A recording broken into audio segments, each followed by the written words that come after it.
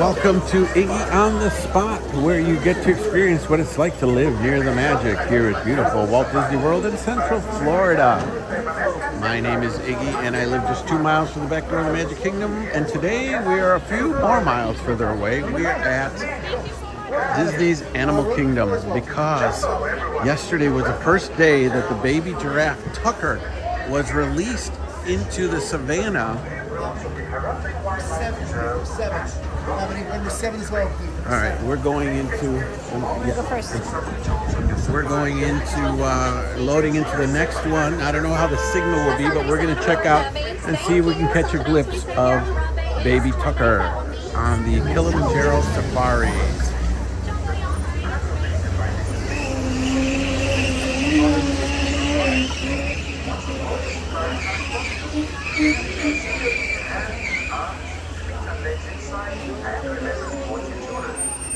All right. If you're just tuning in, if you're on YouTube, please take a moment and subscribe and hit that notification bell so you'll be notified when we go live.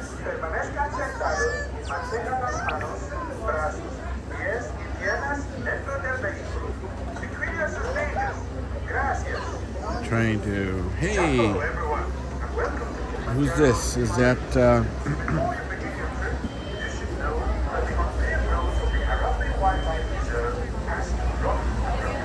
Jumbo?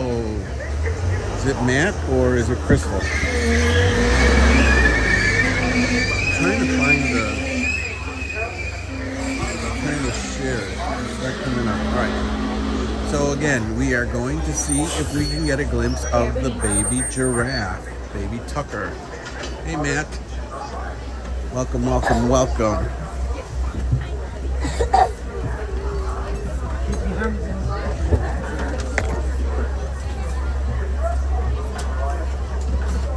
Now, if you're on that right-hand side, watch your hands, arms, feet, and legs. The door is going to be closing. All right. Here we go. Oh, I thought it was kind of close. Hey, Jason. Right here in Harambe, we do like to say twin day, and that means let's go. Now, Jumbo, everyone, my name Hold on is tight, Caitlin, everyone. And I'm going to be your safari guide today. Caitlin's not a great driver. Safety reminders before we head in. Please remember to keep all hands, arms, legs, and feet inside the vehicle at all times, and please remain seated at all times. While we are waiting our turn to go into the reserve, if you want to take a look at that animal spotting guide that's above your head, might give you a good idea of what we're going to see out there. Now, we're not always lucky, but hopefully today we'll be able to see some of them.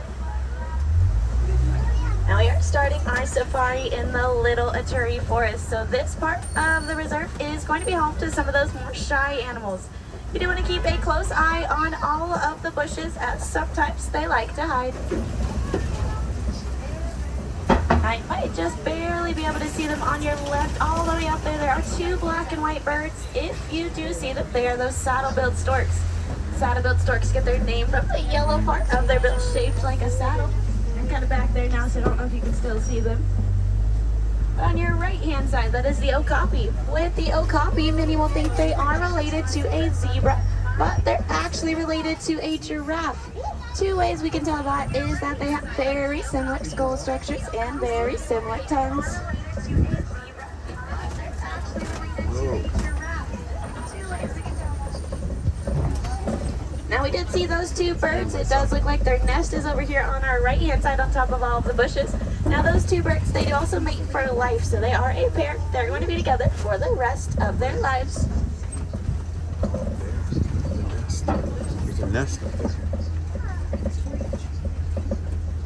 Now, typically the rest of the animals that are hanging out over here, they like to hide in those bushes. So we'll see if we can find them as we make our way through. I can already see a few of them. So if you look all the way to your right-hand side, pretty much as far back as you can, there are a few of those reddish animals with horns. Those are the bongos. With the bongos, both the males and the females have horns, so it's kind of hard to tell the difference between the two. As you can tell, they are pretty far back there. They are really good at hiding. They do have that nickname, the ghost of the forest. Hey, Jason, maybe that'll be my new name, the Ghost of the Forest. Standing all the way up on top of that hill, that is the greater kudu. With the greater kudu, the males will have horns, whereas the females do not. So we can tell that that greater kudu, that is a female. We are now leaving the forest and we are heading into the Safi River. With the Safi River, this is home to some of those more aquatic animals. Now you do want to keep a close eye on the water for any bubbles or ripples. Sometimes they like to be hiding underneath.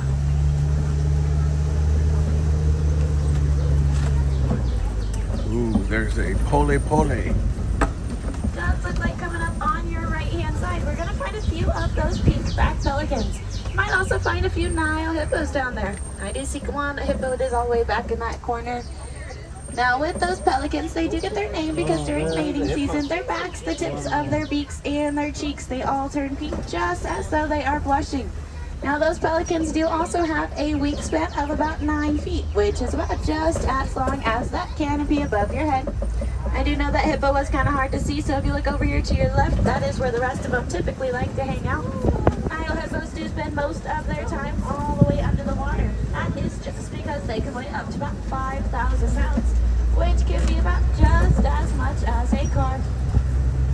Now, a group of the Nile hippos, that is going to be called a float, and they are all herbivores, so that does just mean that they only eat plants. So that is going to be quite different to the next animal we're going to find out here. That next animal is going to be coming up on your left, and they're going to be those Nile crocodiles.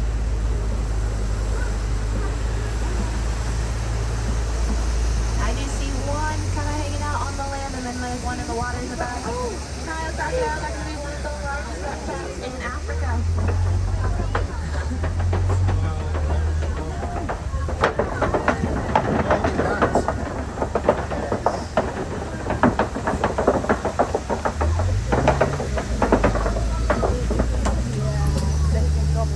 Now with those Nile crocodiles, they are known for their incredible jaw strength, but they're also known to be super gentle with their jaw strength, as whenever they have their young, they will actually hold them in their hatch to help them hatch.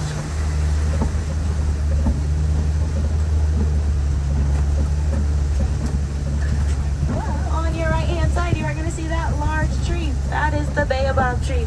With the baobab tree, it does have 2 nicknames. That first one is going to be the tree of life. That second one is going to be the upside down tree. It does get the nickname the upside down tree because it looks like it has its roots up in the air. It does look like that because it is leafless 9 months out of the year.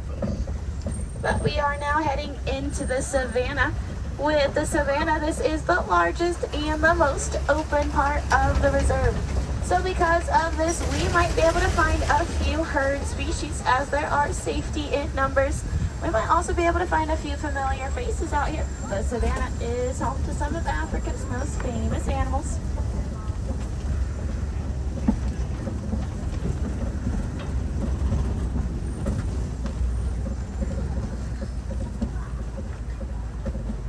Now, typically in the afternoon, you're going to notice that the savannah is pretty empty. Most of the time, these animals do start to go to bed, so we'll see what we can find out here. But starting on your right-hand side, you can see some of those zebras. Now, they are those Hartman's Mountain zebras. And with those zebras, you can't see their stripes don't quite reach all the way down to their stomach, so they do have that white belly. Then you can also see that Maasai giraffe on your right. Maasai giraffes are going to be the tallest animal in the world. Those adults, they are born at 6 feet tall, and they can get all the way up to about 20 feet tall. Now, if you have been paying attention to Disney news, you might know there is a brand new baby giraffe. Now, I'm not sure if he's still out here, so we can definitely keep a lookout for him. We do only see the one giraffe right now, but as we keep going around, hopefully we can find him. Now, it is only his 2nd day that he's been out here, so he may have already gone in for the day, but we can definitely keep looking. Now, as we are making our way around, though, you're going to start to see a den over here on your left-hand side. This den does belong to the African painted ducks. Sometimes they're laid down in the den, sometimes they're all the way around the den, so we might have to look for them a little bit. It does look like there's one laying down right here, and there's actually 2 going to be right by that tree. Now, African painted ducks, many think, are related to the domesticated dogs, but they're actually quite different. One main difference is that they're only going to have 4 toes, whereas the domesticated dog, they will have 5. They are a pack species, so that does mean they are going to be seen traveling together. And whenever they have their food, they'll prioritize the young to make sure they are fed first. On your left, there's two different animals with horns. So the ones laying down in the back with the curved horns, those are the sable antelopes. The ones a little bit closer to us, those are the Ankole cattle. With the sable antelopes, they are Africa's bravest species. Whenever given the chance for fight or flight, they will almost always choose fight. Now with the Ankole cattle, they are one of the only domesticated species out here on the reserve. You might think their horns are incredibly heavy. However, they're actually really light as the inside is hollow. Now we are slowing down out here, so that is promising that there are more giraffes. Typically the giraffes are going to be the reason why we slow down like this. They like to stop right in the middle of the road. They do know when they do that, the snack truck has to come to get them out of the road.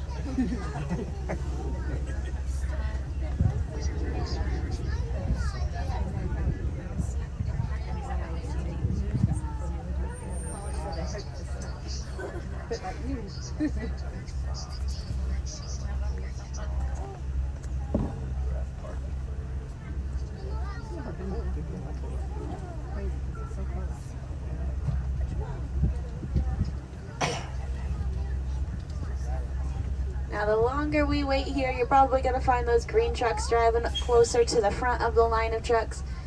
Typically all it takes is for that green truck to be seen by the giraffes, then they get out of the road. Now the one giraffe that likes to do it the most is of course that baby's mom, so she is teaching him all the tricks on how to stop right in the middle of the road. The green truck. Here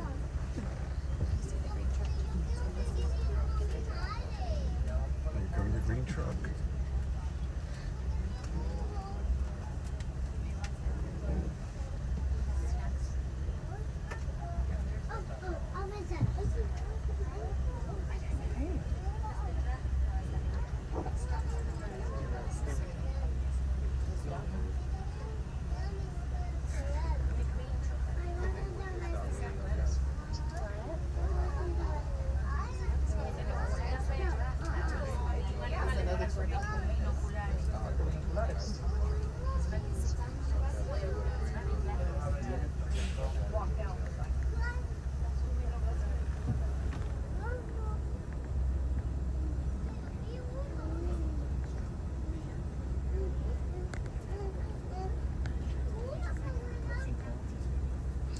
It's like, what are these people doing?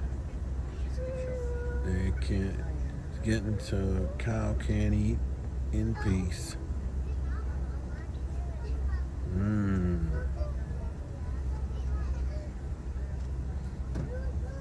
That's a good cut.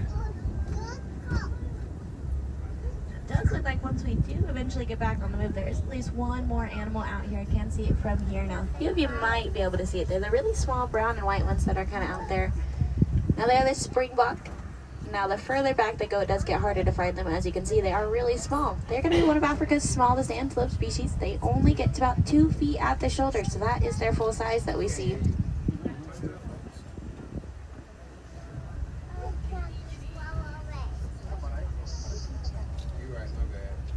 Now, it does sound like the snack truck is working its best to get them out of the road.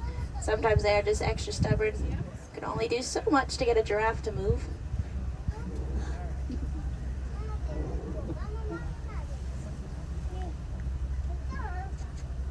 Yeah, man, I do voices all the time. There used to be times when I'd sit there at the Grand Prix at the,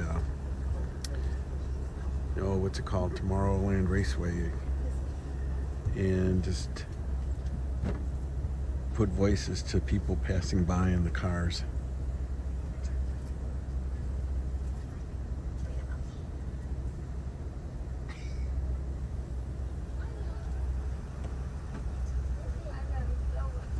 Too bad there aren't any more giraffes or anything to look at out here. I think this is the longest I've ever waited on a safari. Last time it was the hippos had a baby. No, the rhinoceros had a baby, and they were running around playing. So hopefully that's what's going on now.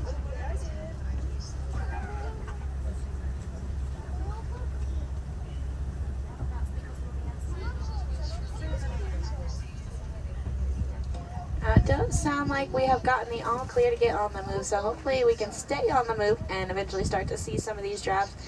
Now the giraffes that we were waiting on, that was the mom and the baby, so hopefully they're still out there by the time we get over there. Ooh, cool.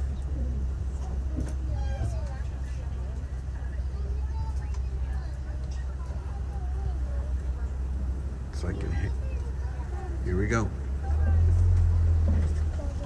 Now if we do get to see that baby, you are going to think he looks really small. However, I did just say they are born at about 6 feet tall, so that baby giraffe is going to be taller than pretty much every single one of us on the truck.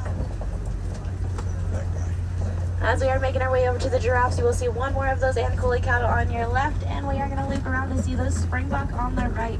Now the springbok, they do get their name because they can spring straight up into the air about 6 feet, or they can spring forward about 13 feet.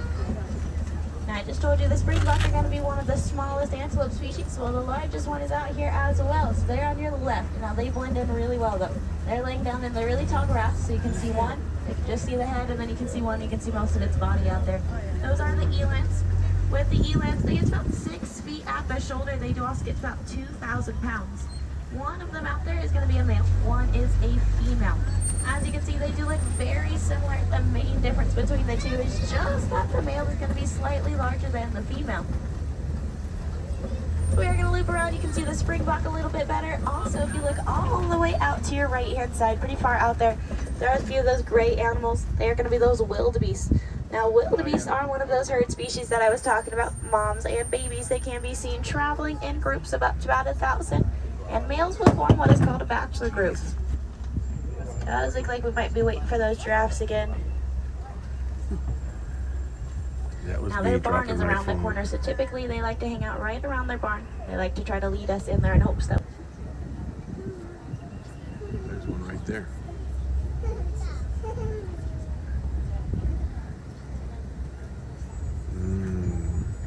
I can't see those giraffes make their...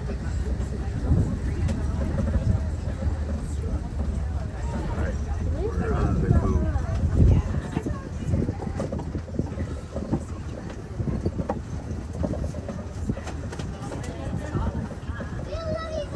I do see the baby, so we are going to get to see him.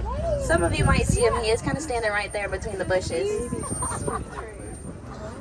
Now again, he is a few months old, but this is his only second time out here on the reserve. And if I had to guess, this is his mom that just stopped us.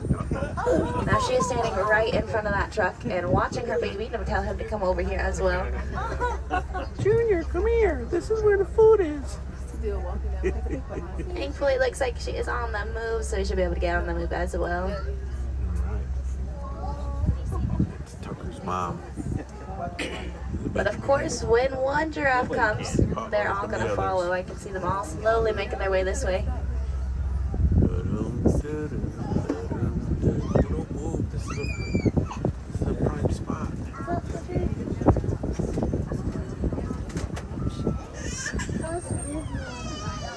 Oh no. Oh, there's a baby right there. Speaking of babies, there's right there. Right there.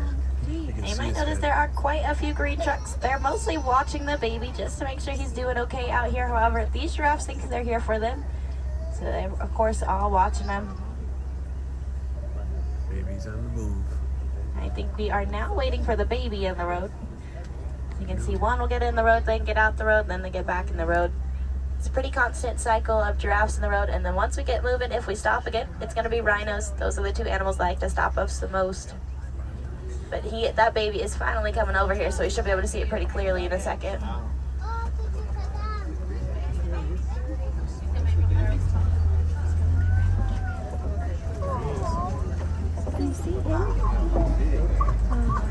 Big baby.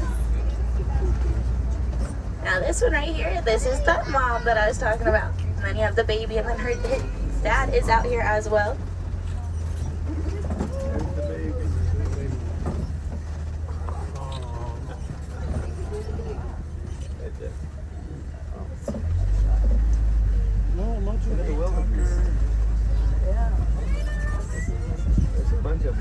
Hey, we got to see the baby.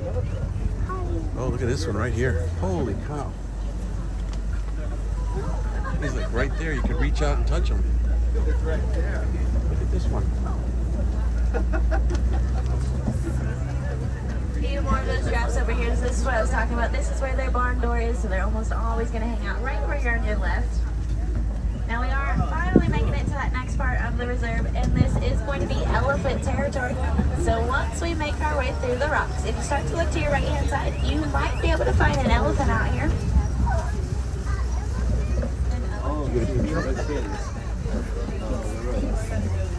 I do see that elephant. He is pretty far back there right now. African elephants, they do have those incredibly large ears. Now those ears, they can be used to help cool their body off. Anytime you see an elephant flapping their ears, it does cool the blood vessels lining their ears, which then helps to cool the rest of their body. Look at the swimming pool. That is pretty cool out here, so we're probably not going to see them flapping their ears all too much. However, when they do flap those ears, it does cool them off by about 15 degrees. Wow. Now with elephants, they're going to be the females joining those family groups. Now with the family groups, you can typically find one of those younger elephants with them. They like to keep the younger elephants with them, making sure that they stay nice and protected. You will never see any of those younger elephants walking alone. You'll almost always have at least one older elephant watching.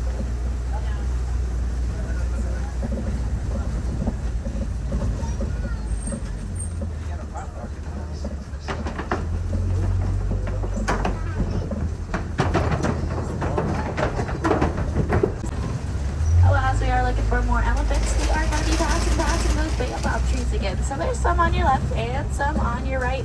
Now baobab trees, they get that second nickname, the tree of life, because they can store lots of water. So we can think of them as nature's water tower.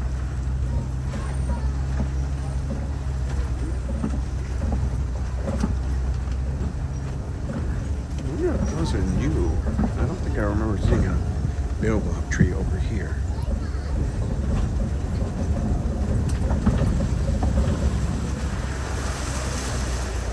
They are the less pink.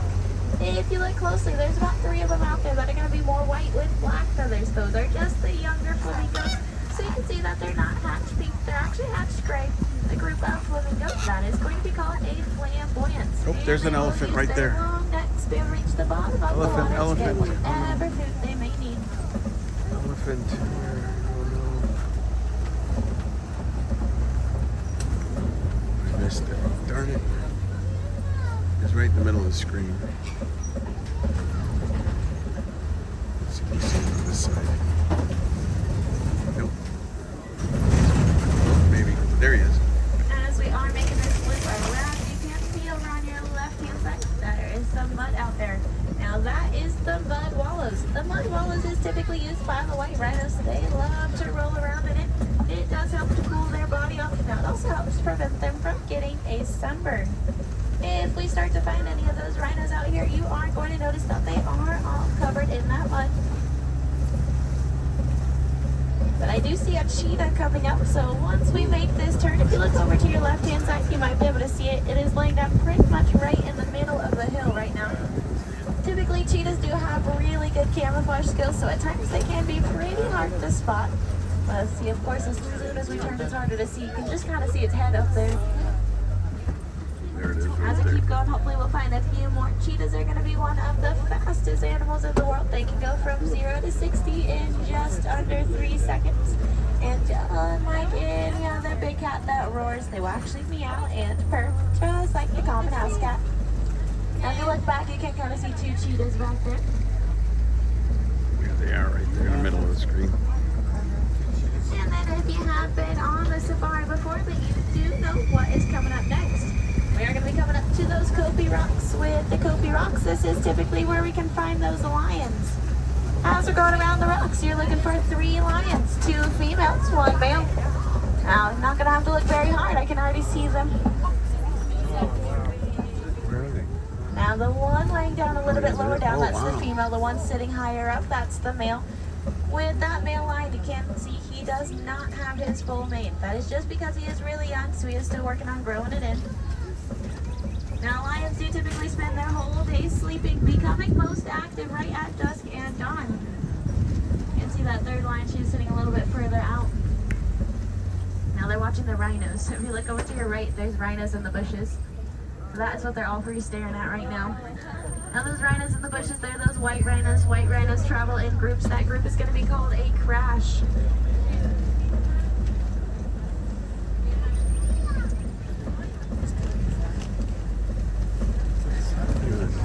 He wants to jump down and get some rhino.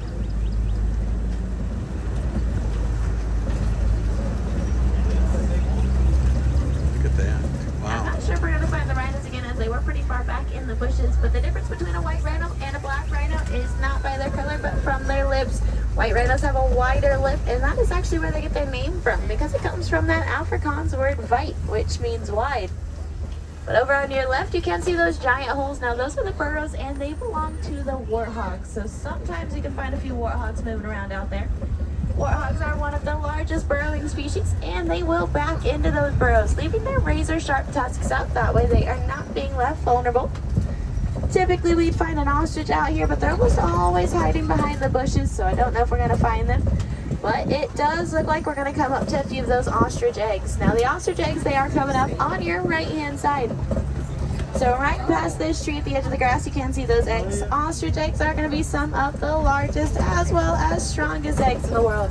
A male ostrich can actually stand on top of them, and they will not break.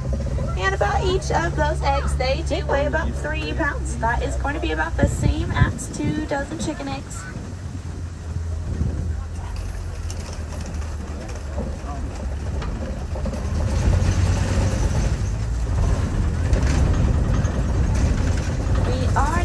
Magani Glen, so this is home to the Warden's Post. It's also home to a few of the Warden's pets. As we're going around, you can see these pets out here. They are those Nigerian dwarf goats. With the goats, they are really small, so they often get mistaken for being young. However, most of them out here, they are adults, and this is their full size. Goats can also be seen headbutting each other. This is just another form of communication for them. The same way humans will high five or fist bump. They do make great pets for the Warden, as they love to help keep that grass filled. They also provide milk for any dairy products that the Warden may need. Now, with us seeing those goats, that does mean our safari is coming to an end. So I do hope that everybody saw some cool animals and learned some new things. If you wanted a few more animal experiences out here, there are 2 walking trails. That first one is located right at the exit of the safari. That is going to be the Gorilla Falls Trail. The second one is located over in Asia. That is going to be the Maharaja Jungle Trek. Both of the trails are fully accessible, allowing you to view animals at your own pace. They do allow you to see some animals that are out here. That's going to be those hippos with an underwater viewing area, and some that are not out here. So that's going to be the gorillas and the tigers. Now, if you are getting done at the park for today, I do just want to leave you with one last conservation message. That is to recycle, but especially recycle those unwanted and damaged electronics. This does help lessen the pollution in the air, which does not only make our lives better, but the lives of those endangered animals we are trying to save.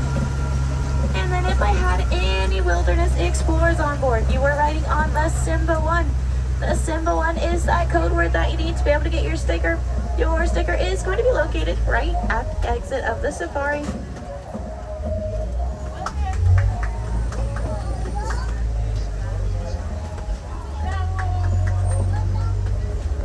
Now we are making our way towards that last stop, so if you had any of those personal items, now is a good time to start gathering them up. Check those rows. You don't want to leave anything behind. It is a far walk back to Africa.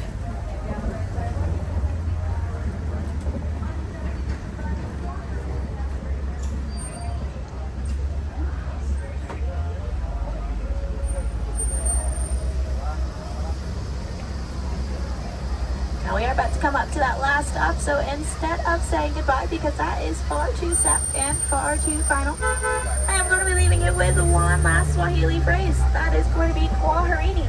Kwaherini does mean to go out, so go out, go wild, and most of all, have fun.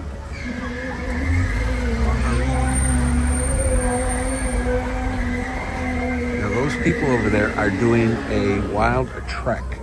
That is a separate purchase, and they go behind the scenes and check out some of the stuff. We'll have to do one of those soon. I don't know if they allow us to record those, but all right. Well, that was fun. Mission accomplished. We got to see the baby giraffe. We got to see Tucker. And on top of that, we got a really good view of the lions. I apologize. I was moving around so much because I was trying to get video for a reel. And so I kind of lost focus of where the animals were. So, but pretty good. We got mission accomplished. Let's see what's over here. Now, don't forget, there's also baby Bosco is over here, or Botso, yeah. He's in the Tiger Trek. We saw him last month. It seems like they're coming up with babies every month, huh? Somebody was busy. Oh, if you collect if you do the Explorer thing, that's where you get your sticker for Simba 1, which is the name of the vehicle that we were on. All right. Well. Oh, you guys did it? Oh, wow. I'm going to have to do it then. Did they let you record or no? Yeah, the lions were awesome. Welcome, Sandy and Matt and Isabel, Jason, Marianne. I'm here. I'm always here. Vicky from Georgia Peach. Roberto, welcome. Kathy, welcome. Julie. This is just a quick stroll here. We just came in to check out baby Tucker. And like I said, we got to see him pretty good. I'll try to post some pictures of it later. You can follow me here on YouTube if you haven't done so. Please look, here's my new toy. You see that on the bottom there? Subscribe. So anyways, ooh, it goes away too. So please subscribe if you haven't done so, and follow me on Facebook and on Instagram, Iggy's World TV. I'm trying to consolidate the name to Iggy on the Spot everywhere, because this one's still called WDW on the Spot, but if you do a Google search of Iggy on the Spot, this will pop up. And they have a photo pass photographer, takes all the pictures. Oh, so we'll have to do an updated version then. 10 years ago, what were you, like 5? Anyways, thank you so much for tuning in Iggy on the Spot, where you can get to experience what it's like to live near the magic here at beautiful Walt Disney World in this case, or in Central Florida, because I'm also branching out. We're going to check out some of the other stuff that Central Florida has to offer. They just released a preview. You can purchase a preview for Epic Universe over at Universal Studio, well, the Universal parks. I'm not sure if I'm going to do it again, but so all right, I'm going to sign off for now. I may come back on My Mickey Vacation Travel and do it there, see if we can see him again.